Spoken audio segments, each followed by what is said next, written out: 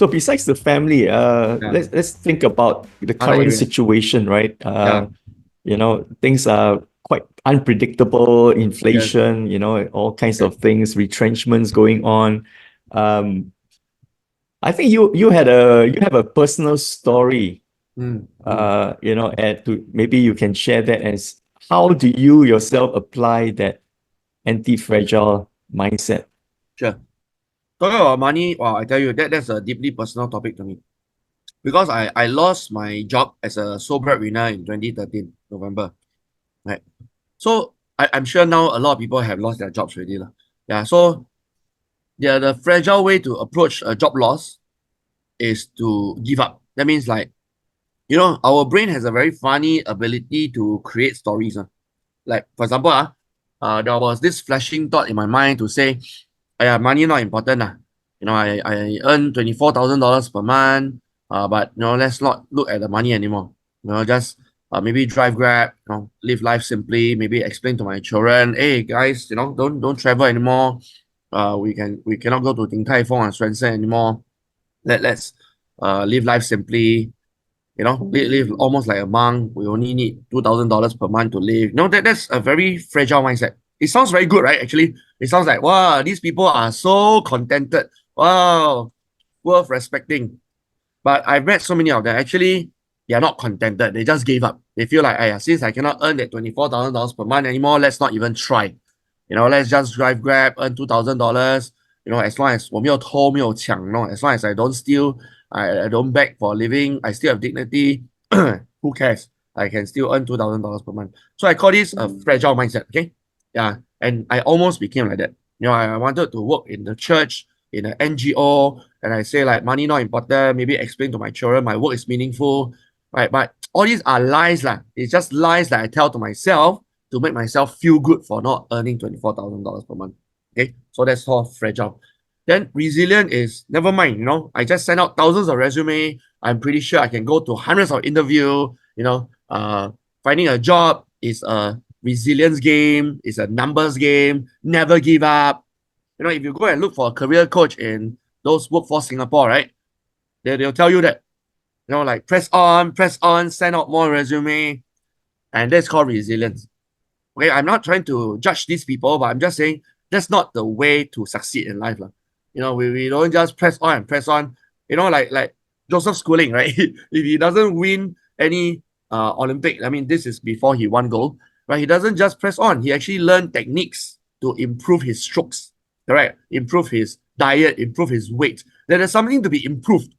It is not just tolerating and pressing on. So now, how did I become anti-fragile? So even before I read the book, because I read the book in 2020, right?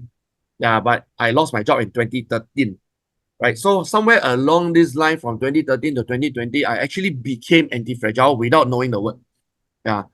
The breakthrough moment came in 2016, actually. In 2016, I met this guy called Jason Chi. He's a Singaporean. He serves the Navy. He used to have two hands, two legs, but because on a Navy ship, he had an accident where his limbs got caught in the rope and they got torn off. It's horrible to think about it. Yeah, so he has only one hand left and three fingers.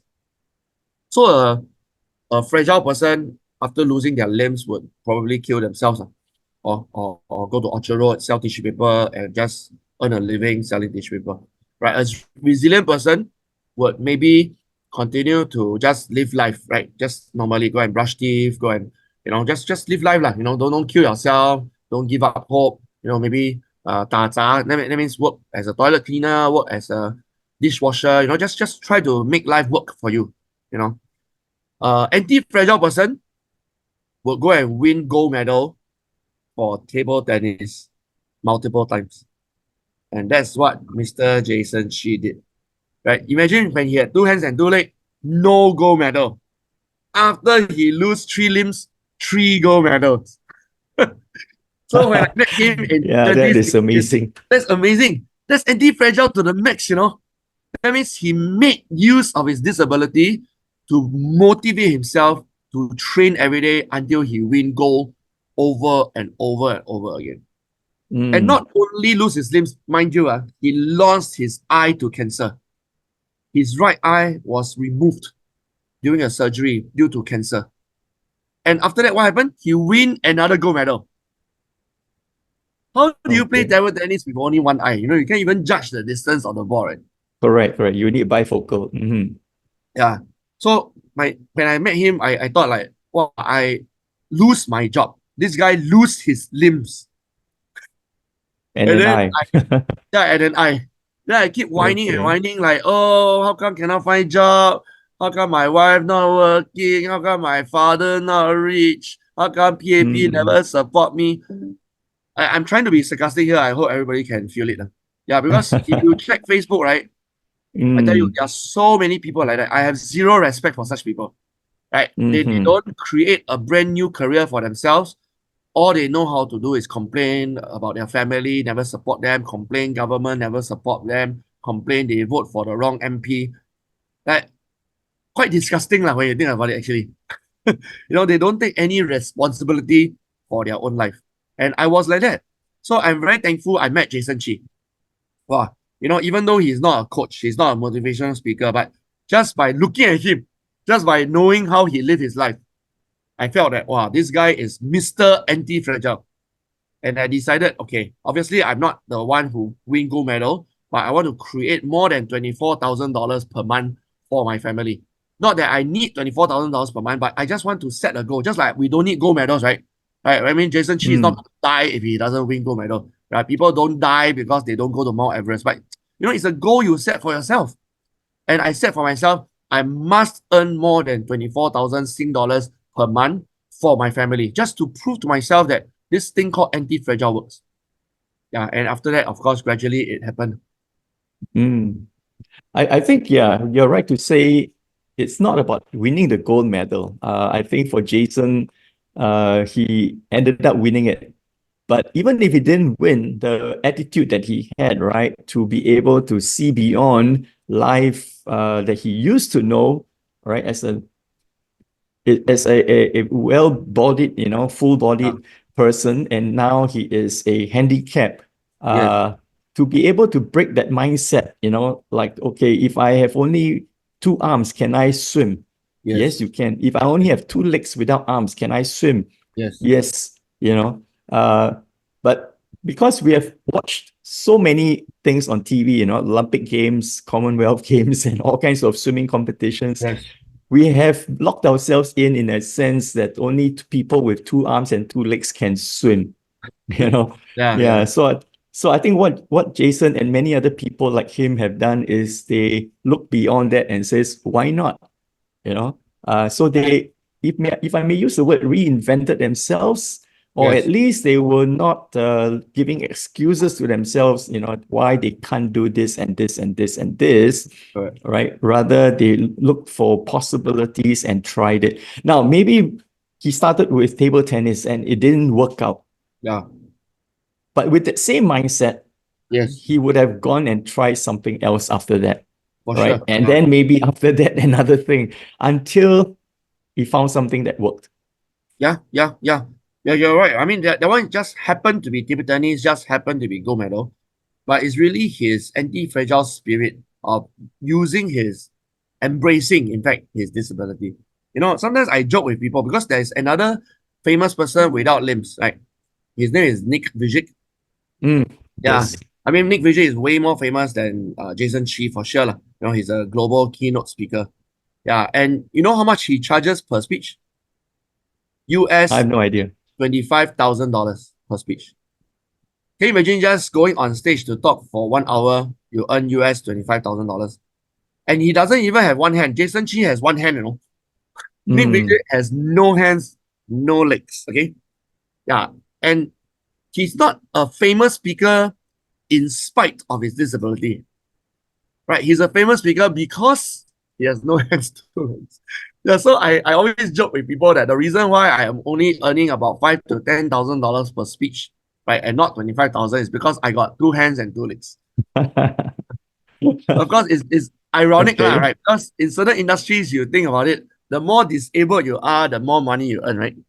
Yeah, Mm. because if you want to see a motivational speaker, you basically want to see someone like that, right? It's like, oh my God, this guy is like, wow, so successful. Now, what am I doing in my life? Yeah, so Mm, I feel like in certain industries, having trauma, having disability is actually a very anti-fragile advantage. Of course, I'm not asking us to quickly chop off our hands and legs in order to earn more. Yeah, but you see how in this industry we embrace adversity, right? It becomes a friend, it becomes an instrument. It no longer is something to be tolerated. I think what I got from this conversation also Yeah. is that all of us, we have what we would consider weaknesses, Mm, disadvantages, yes. right? Whether, like for some people, they may not have a degree or master's or PhD, all right? And compared to others who have all those, oh, I'm at a disadvantage, so I Mm, cannot do certain things. yeah. Uh, is is that one of the narratives we might be telling ourselves that is limiting our Mm. abilities and our possibilities? Wow, I love that. I love that. Because I'm coaching some young people, and obviously the young people, like for example, between 21 to 30, right? They some have very good degree, right? And some obviously didn't come from good schools, maybe drop out of school and whatever. Then I realized, I mean, this is true stories.